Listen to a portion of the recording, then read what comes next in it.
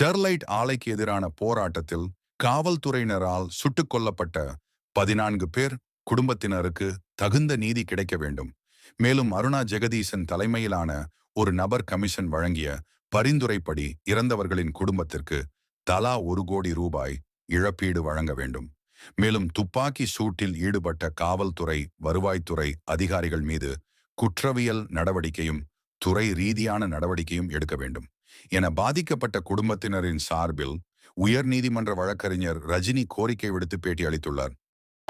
Aruna Jagadeesan commission ஒரு குற்றமற்ற பாதிக்கப்பட்டவர்களுக்கு, உயிரிழந்த குடும்பங்களுக்கு 1 கோடியாவது நிவாரணத் தொகை வழங்க வேண்டும் என்று பரிந்துரை செய்திருக்கின்றது. இந்த பரிந்துரையும் முந்தைய அரசிடம் சமர்ப்பிக்கப்பட்டது. 25 லட்சம் மட்டும்தான் எல்லார் வீட்டுக்கும் கொடுத்துருக்காங்க.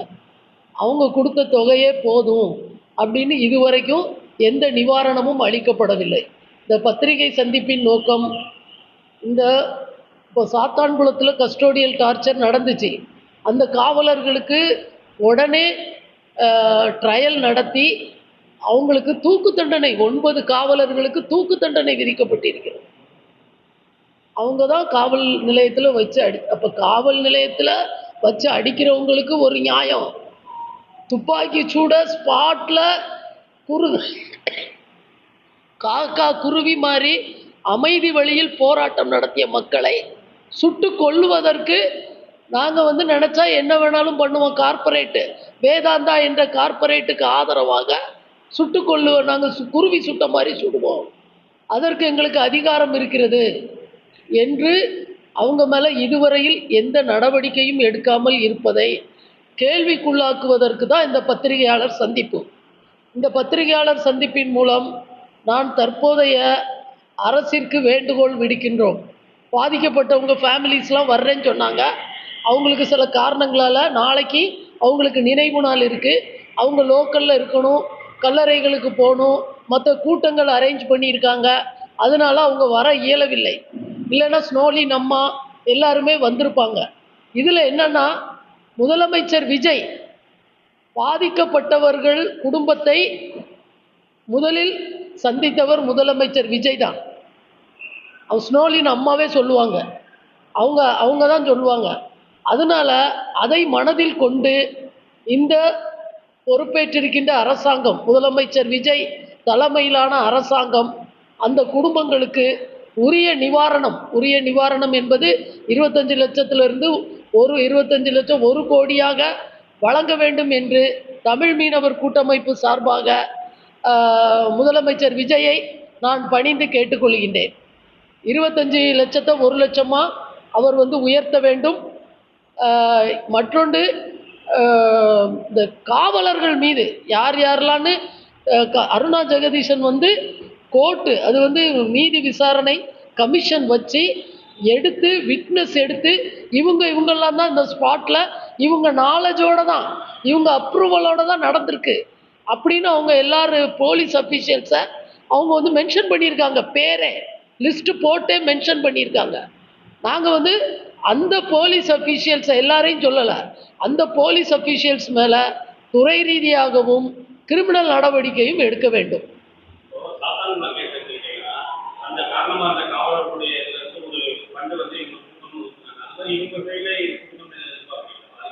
ஆமாம், இப்போ அவங்களோட ஓனாக தான் இவங்க என்ன சொல்கிறாங்க.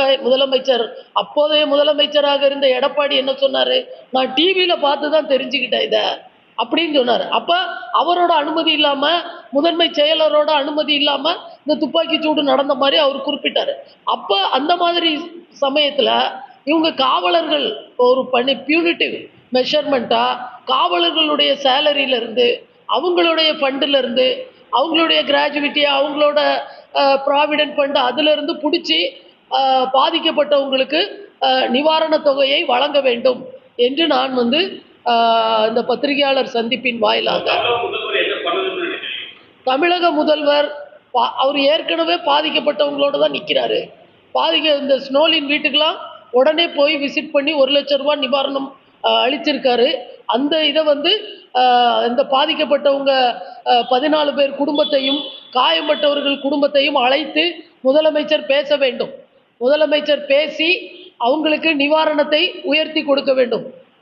இன்னொன்று, சம்பந்தப்பட்டவங்க அருணா ஜெகதீசனை திரும்ப அவங்க ரிப்போர்ட்டை திரும்ப மறு ஆய்வு செய்து உடனடியாக அவங்க பரிந்துரைகளை இந்த அரசாங்கம் அமுல்படுத்த வேண்டும். அதில் தெளிவான பரிந்துரைகள் கொடுக்கப்பட்டிருக்கின்றது.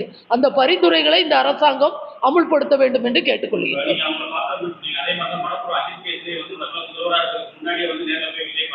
ஆமா, பாமர மக்களுக்கான ஒரு அரசாங்கமாக இது தொடர வேண்டும். பாமர மக்களுக்கு பிரதிநிதித்துவம் கொடுத்து, ஒரு நல்ல எல்லா தரப்பினருக்கும் ஒரு பிரதிநிதித்துவம் கொடுத்து, இளையவர்களுக்கு ஒரு பிரதிநிதித்துவம் கொடுத்து அரசு அமைத்திருக்கின்றார் முதல்வர் விஜய். அதை நாங்கள் மனமாற தமிழ் மீனவர் கூட்டமைப்பு சார்பாக ஈவன் மீனவர்களுக்கு நிறைய பிரதிநிதித்துவம் கொடுக்கப்பட்டிருக்கிறது. அதை நாங்கள் மனமாற பாராட்டுகிறோம். அத்தோடு இதே போன்று அவங்களுக்கான நலன்களை, அவங்க வாழ்வாதாரம் மற்ற தொடர்பான நலன்களை முதலமைச்சர் விஜய் இவங்க பாதிக்கப்பட்டவங்களை அழைத்து பேசுவதன் மூலம் தொடர்ந்து அவங்களுக்கு உரிய நிவாரணமும் கிரிமினல் நடவடிக்கையும் எடுக்க வேண்டும். தொடர்ந்து அந்த குடும்பங்களுக்கு ஒரு ஆதரவாக செயல்பட வேண்டும்.